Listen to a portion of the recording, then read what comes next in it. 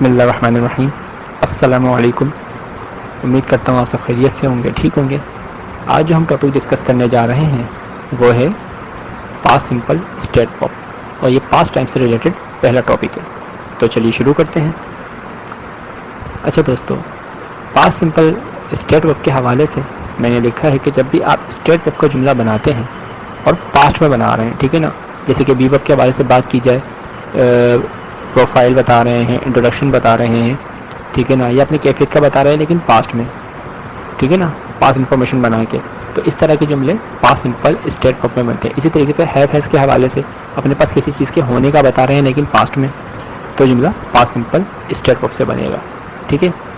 Be ورب کے حوالے سے پہلے میں نے تھوڑا سا ڈسکرائب کیا ہے, جیسے کہ آپ دیکھ سکتے ہیں کہ میں نے لکھا ہے کہ بی ورب کا جملہ پاسٹ سمپل میں بنانے کے لیے واز اور were as a second form of verb use ہوگا. ٹھیک ہے. نیکسٹ پیج پر میں نے آپ سے پاسٹ سمپل کے بی ورب کے جملوں کی چند ایگزامپل شیئر کی ہیں, جس سے آپ کو مزید چیزیں کلیئر ہو جائیں گی. چلیے دیکھتے ہیں.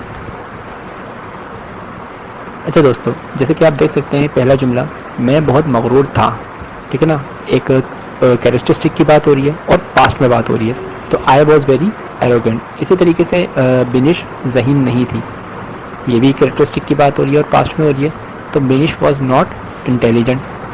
ٹھیک ہے نا. تیسرا جملہ کیا آپ بیمار تھے, اب آپ دیکھ سکتے ہیں کہ یہ کیفیت کی بات ہو رہی ہے اور پاسٹ میں ہو رہی ہے, تو ور یو ال.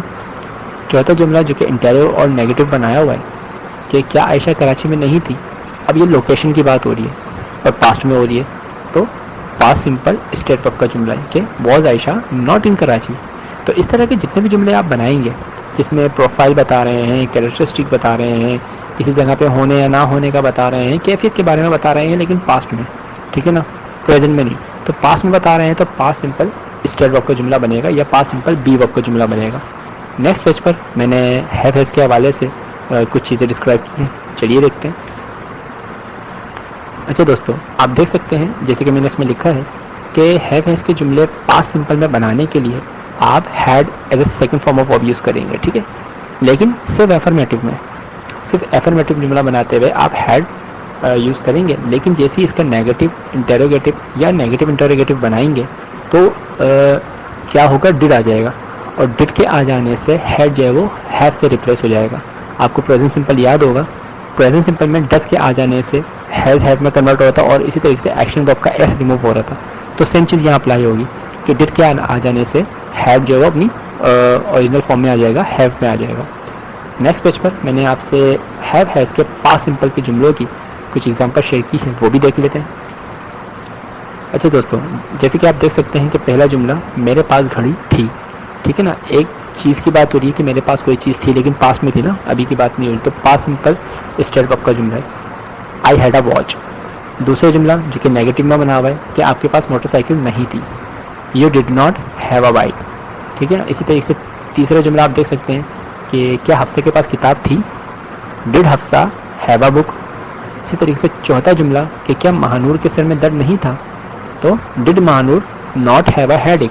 اچھا, اب آپ یہاں پر یہ مت کہیے گا کہ سر ہیز کیوں نہیں آ رہا ہے, وہ ہیز اس لیے نہیں آ رہا ہے کہ کیونکہ پاسٹ سمپل کے جو ہم جملے بنائیں گے نا, تو اور پوزیشن کی یا ہیو ہیز والے جملوں کی اگر بات کریں تو پاسٹ سمپل میں افرمیٹو میں خالی ہیڈ آئے گا اور ڈڈ کے آ جانے سے خالی ہیو آئے گا, اس میں ہیز کا کوئی کام نہیں ہے, ٹھیک ہے نا.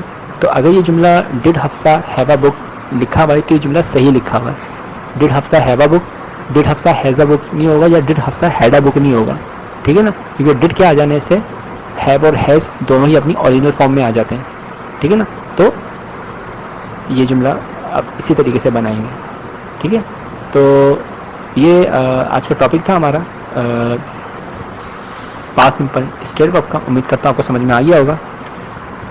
آج کی کلاس ہم یہیں اوور کرتے ہیں, ملتے ہیں اگلی ویڈیو میں. تب تک اپنا بہت سارا خیال رکھیے گا اور مجھے اپنی دعاؤں میں یاد رکھیے گا. اللہ حافظ.